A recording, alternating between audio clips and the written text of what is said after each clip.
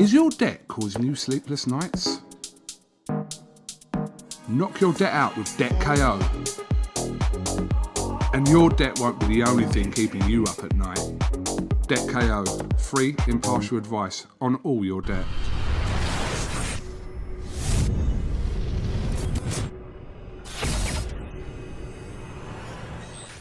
Razaban IFL TV in association with MTK Global. With me on Zoom today, my man OD, Mr. Ohara Davies. Ohara, what's going on?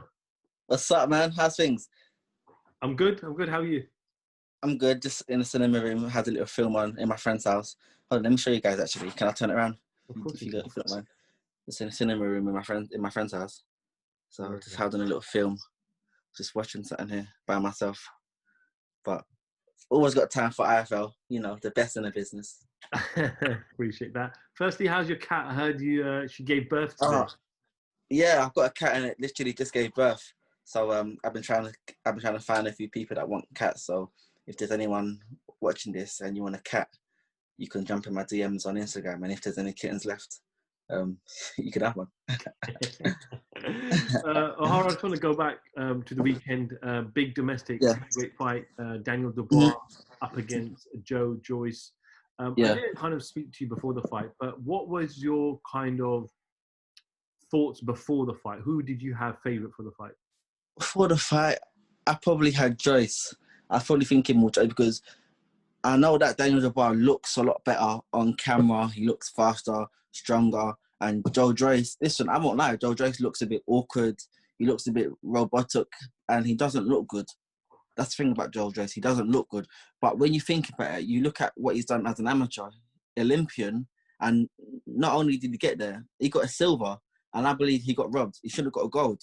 So I'm like, it don't matter how this guy looks, how robotic he looks and how awkward he might look. If he got there, he knows how to use that robotic style he's got to the max. He knows how to use it perfectly. And that's what he does. That's why Joyce wins, because Joyce, he's got his own boxing style, but it's like he's mastered it. And you know what? I just went by off of what Joyce has done as an amateur. I've seen him sparring AJ. I've seen Daniel Dubois spar AJ. I've seen them all spar. I've seen them all spar each other up in Sheffield. And Joyce, he can contend with the both of them in sparring. So just from going off that and from what I've seen in his fights and what he's done as an amateur, I probably thought that Joyce would have won the fight. How important is a jab as a fighter?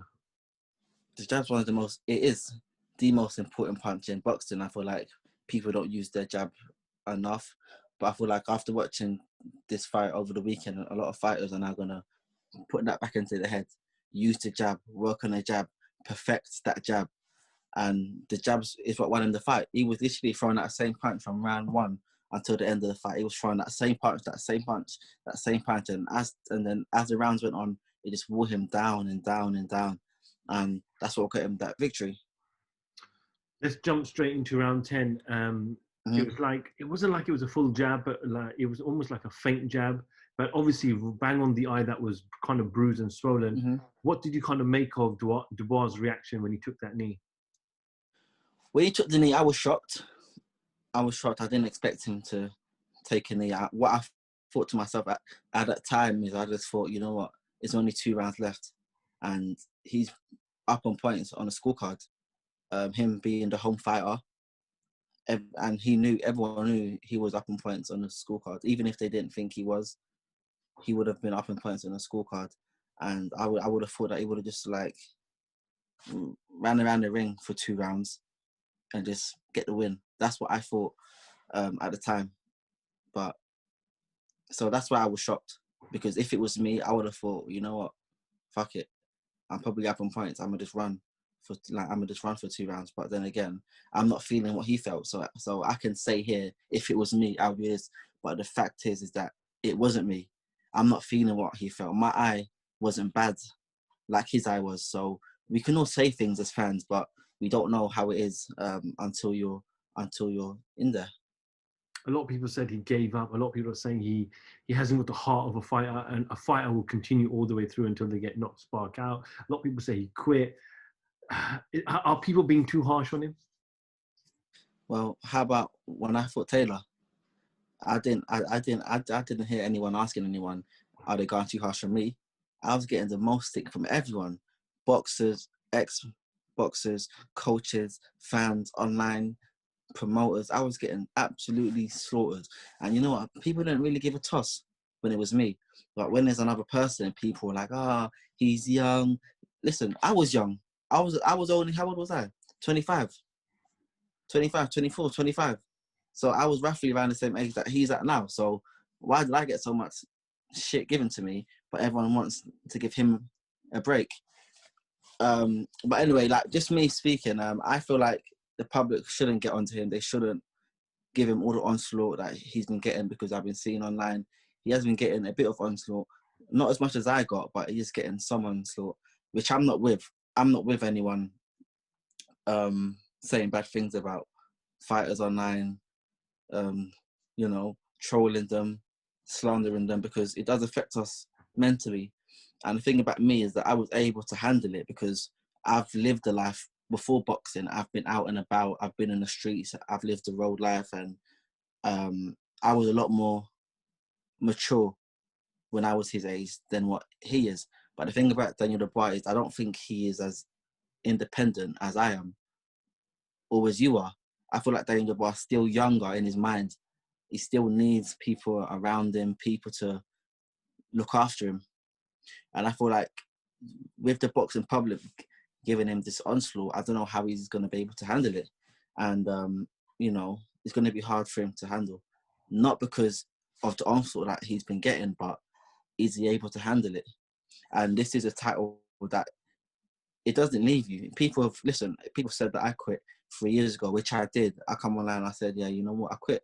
But I am literally going to get called out for the rest of my boxing career. Everyone that I fight is going to say, you're a quitter. And it's all about how you handle that, because it's not something that just happened on that night. It's something that he now has to live with, and he has to hear for the rest of his boxing career. And it's all about, how do you handle that? How can you handle that? You have to be strong. You have to be mentally strong. And it's not just that, it's about the loss. How do you go from a person that knocked out everyone, cleans out everyone, people treating you like king, people treating you like God, to now, once you get stopped, people are like, when they see you, they ain't showing you that same energy. People would have gone from Daniel Dubois to now, Daniel Dubois has things you good. People are not really going to be asking him for pictures as much out and about on the street. People might say, oh yeah, good fight, but they're not going to be asking him for pictures as they would have before the fight. And it's all about how you adapt to that change, because that change affects everyone. It's what I went through. I had guys that loved me, but guys that would text me every day, acting like my best friend, to now they ain't texting me no more. But after I won the golden contract, the year came back. But now I know how it is, so I'm not letting them back in. I text them, yeah, I'm good, thanks. That's it. Keep it short and sweet. But it's all about how you handle that change, because it puts everyone down. It put me down. I thought Taylor, it put me down. I was like, damn, I thought this guy was my boy. Like, he was acting like my best friend, and now, like, he don't know me like he used to know me. Like, it's mad. Was it mad? So, yeah, it is mentally tough. And I feel like if you're not mentally strong, it can break you. That's why I see people saying, can Daniel Dubois come back? And people saying he's young, his age, but it's not about age. It's about mental strength. You can be 30 years old and it can break you. You can be 20 years old, it can break you. It's not about age. It's about mental strength. Do you feel though, what goes through a fight that his eyes started to get bruised for a good 4 or 5 rounds, and eventually got to a stage. So he did fight through it for a period of time, and he got through a stage where he just physically couldn't see. What does a fighter do in that stage? Does he give up? Does he walk away? Does he carry on and get blind for life, like we see with Anthony Ogogo? Exactly. So I feel like it's a two-way thing, because if he didn't quit the fight and he got hit and he got blinded for the rest of his life, the boxing fans would have said he should have got pulled out early, he should have quit, he should have gone down, taken a knee, or as soon as he knew the eye was hurt, he should have gone down, he should have quit. That's what they would have said. But when he done that, they say, he's a quitter, he should have fought on. If he's a real boxer, he would have fought on to the death. I'm like, come on, you guys you don't know what makes you happy. Either way, boxing fans are going to complain. Either way, you can't please them. boxing fans are going to complain. Whether you think about your health first or not, they're going to find something bad to say. So they're going to find something bad to say about you. But I feel like why he quit, why he went down on one knee, I feel like he done that because he realised that he's got no answers. He knew that his eye was fucked, and he came out in one round, tried to take Joyce out. Joyce wasn't going anywhere. And I feel like in his mind, he just got to a point where he just said, you know what, I've got no answers.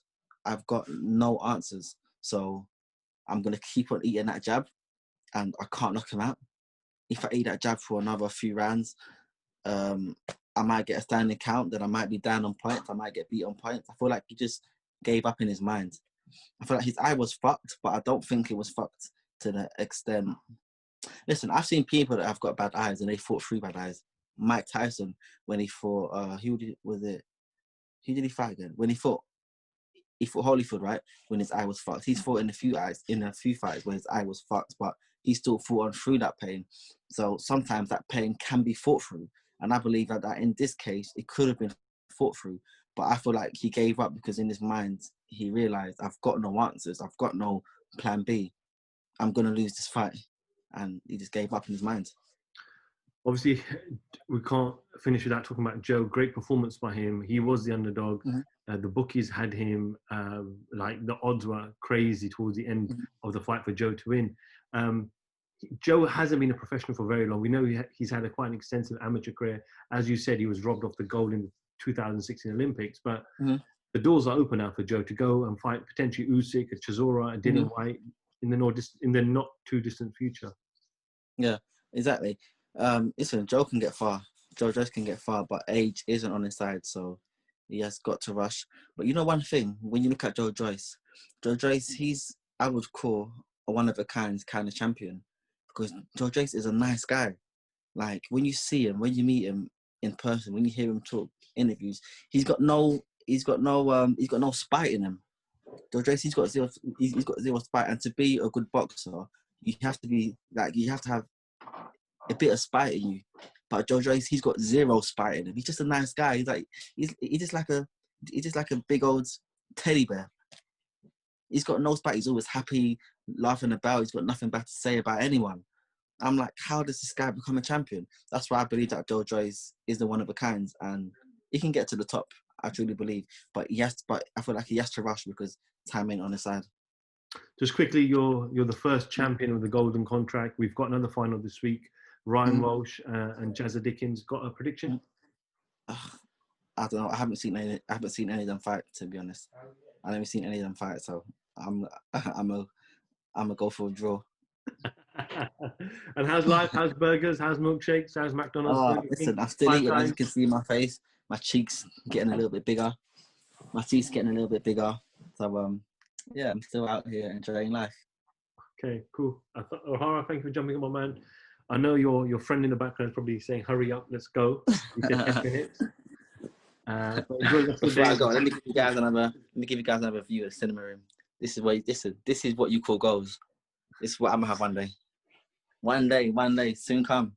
Absolutely. Ohara Davies, IFL TV. Thank you very much. Thank you, bro. Is your debt causing you sleepless nights? Knock your debt out with Debt KO. And your debt won't be the only thing keeping you up at night. Debt KO, free, impartial advice on all your debt.